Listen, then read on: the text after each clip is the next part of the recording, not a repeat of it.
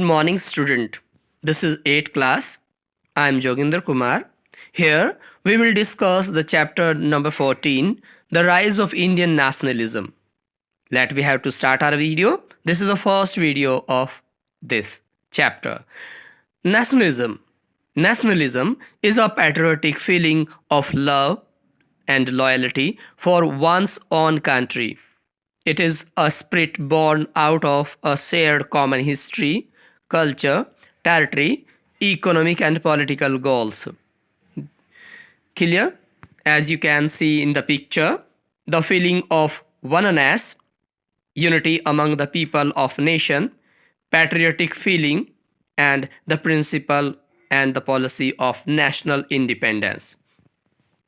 Now, introduction. Modern Indian nationalism rose to meet the challenge of foreign domination. It was a reaction to the oppressive and exploitative nature of the British rule and the interest in the Indian people with those of the British. Means the British were not taking any interest in the Indians people. Several armed revolt took place after 1857. The Kuka rebellion was one such revolt.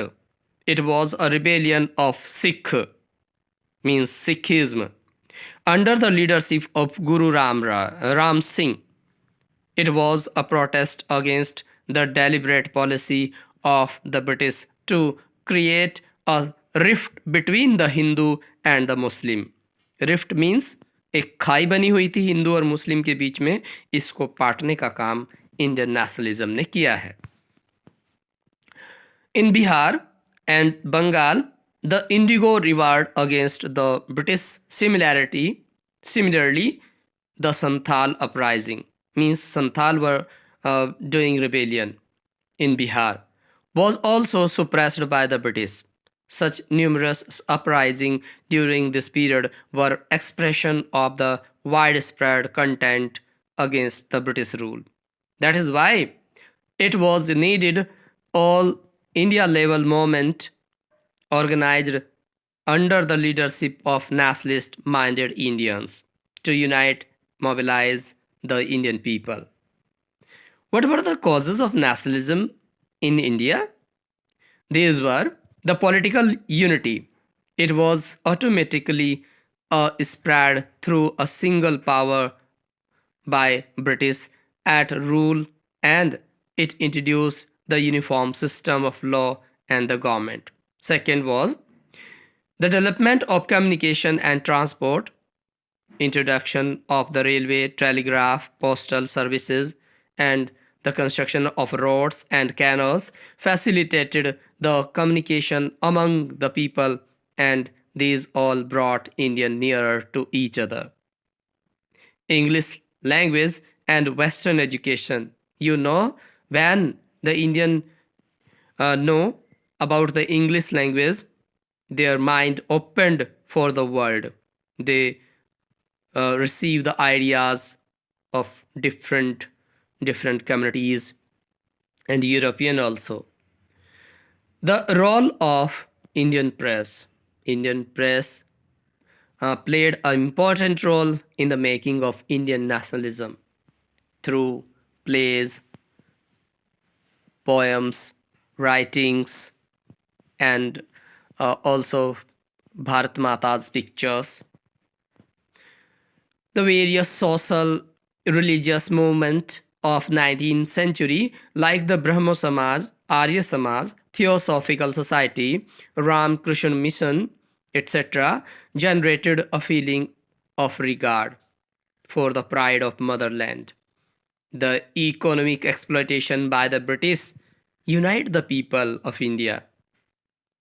Racial discrimination done by the European and the British with the Indians also united the Indian people.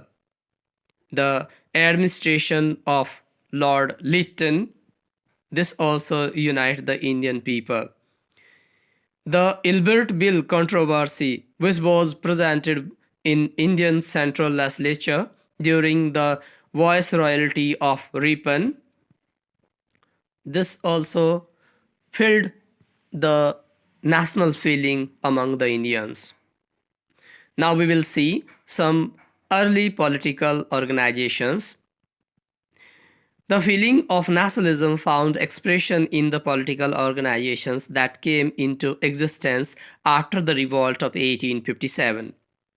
All these early organizations were local in character in 1860.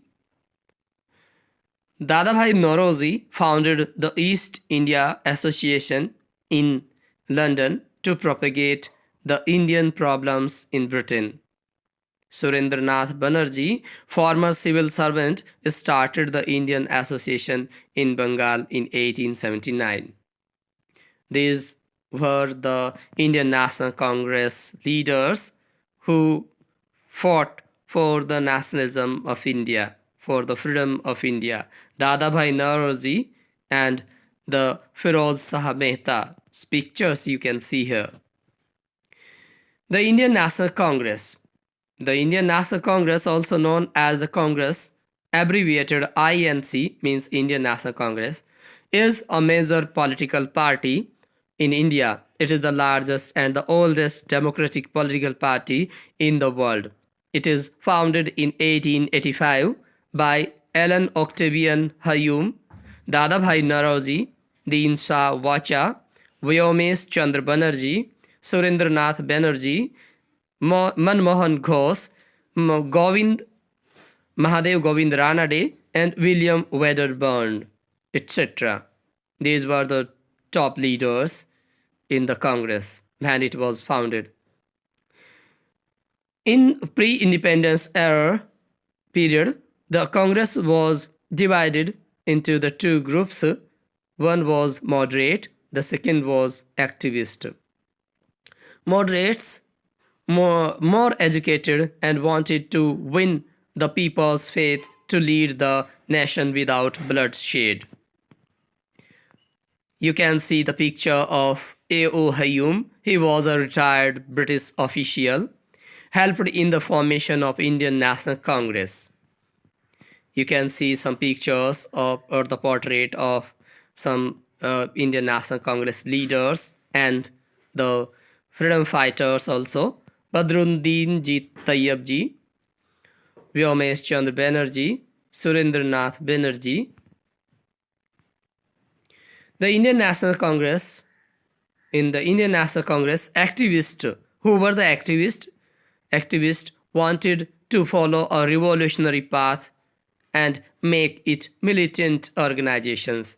Means they wanted to get freedom on the basis of the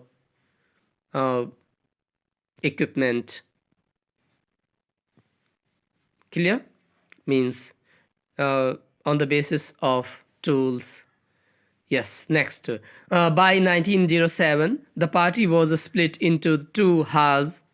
The Garamdal, which means literally hot faction, of Bal Gangadhar Tilak, means whose leader was Bal Gangadhar Tilak, or it was known the extremist.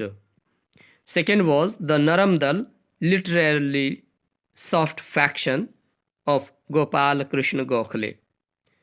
Soft faction means these were the humiliate leaders who wanted to get freedom on the basis of their loyalty, education, and on the basis of their wisdom, with the simple way like the satyagraha. The moderate distinguished by their soft attitude towards the British. The first session of the Congress was held in Bombay in December 1885. It was presided over by your base and attended by the 72 delegates. Clear? These were the leaders also. Here, Abul Kalam Azad, He is Rabindranath Tagore and I think Subrendranath Banerjee and Gandhiji. The Indian National Congress main aim of the Congress were to promote friendly relations among the nationalist workers in the different part of the country. Second was to develop the strength and feeling of the national unity throughout the country. Third, to formulate popular demand and to place them before the government to train and organize public opinion in the country. Fourth was Purna Swaraj, an emphatic demand of that time. Thank you. Have a nice day, student. We will meet in the next video.